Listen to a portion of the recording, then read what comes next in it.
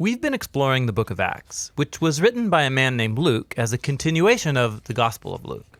Acts began with Jesus telling his followers to spread the good news about his kingdom. And they would start in Jerusalem, then go out into the neighboring regions, and from there to the ends of the earth. Now, in Jerusalem, their message was received by many and opposed by many, especially by the leaders of the temple. They were scandalized by this new claim that the whole story of Israel had been fulfilled by Jesus' life, death, and resurrection. One of these leaders was a man named Saul of Tarsus, who worked tirelessly to stop the movement. That is, until he met the risen Jesus himself. And this encounter transformed Saul from an enemy of Jesus into a herald of his kingdom. And so for years, he traveled about the Roman Empire using his Roman name, Paul, starting Jesus communities all over. And one of Paul's greatest desires was that all of these diverse communities would see themselves as one unified people, regardless of their differences, Jew or non-Jew, male or female, slave or free.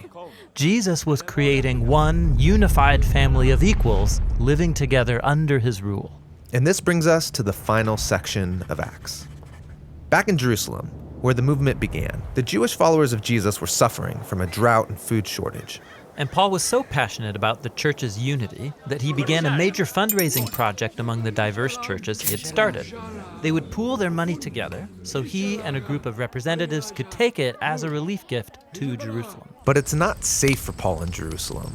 The Jewish leaders there dislike him so much they want him dead. And Paul knew he was walking into a trap. His friends all begged him not to go, but no one could stop him. Yeah, why would Paul risk his life to bring this gift?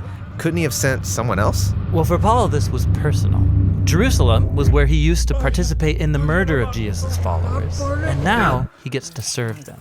It's also where Jesus himself was executed, and so for Paul, it would be an honor to suffer there alongside his king. Paul goes to Jerusalem, and as expected, he's found by his enemies. A mob forms, and they try to kill him. But Roman soldiers save his life by taking him into custody. The Jewish leaders are accusing Paul of starting a revolt against Rome, but they can't prove it. And the Romans don't know what to do with him. Yeah, they can see Paul's not a criminal, but his claim that a crucified Jewish man is the risen king of the world, it keeps getting him into trouble. And so Paul gets transferred from one court to another until he demands that his case be tried before the court of Caesar in Rome. And so they happily ship him off. Now, throughout this section of Acts, Luke, the writer of the story, has portrayed Paul's trials and imprisonments so that they resemble his previous stories of Jesus' trials and imprisonment. Luke's making an important point. When the people of Jesus follow the way of Jesus, their stories will begin to look like his story, which is beautiful, but it also comes with a cost. On the way to Rome, the boat carrying Paul is hit by a violent storm, and everyone freaks out. Except for Paul. He's below deck hosting a meal, just like Jesus did the night before his trial. Paul blesses and then breaks the bread, promising that God is with them through this storm. And the next day, the ship hits and then breaks apart on the rocks, but everyone's washed safely ashore. Which is amazing, but Paul's not out of trouble. He's taken to Rome and put under house arrest. But it's not so bad. In his house, he can host groups of Jews and non-Jews, sharing with them the good news about Jesus, the risen king. This is a bold move in Rome, the center of power where Caesar rules the world as king.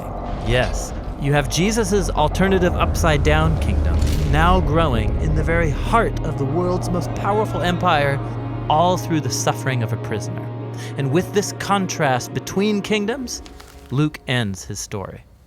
That's a great image, but the story's supposed to be about this message spreading to the ends of the earth. So shouldn't it continue? Of course, Luke has left the story open-ended on purpose, so that his readers would know that the story isn't over, and that they can participate in Jesus' kingdom that is still spreading to this day.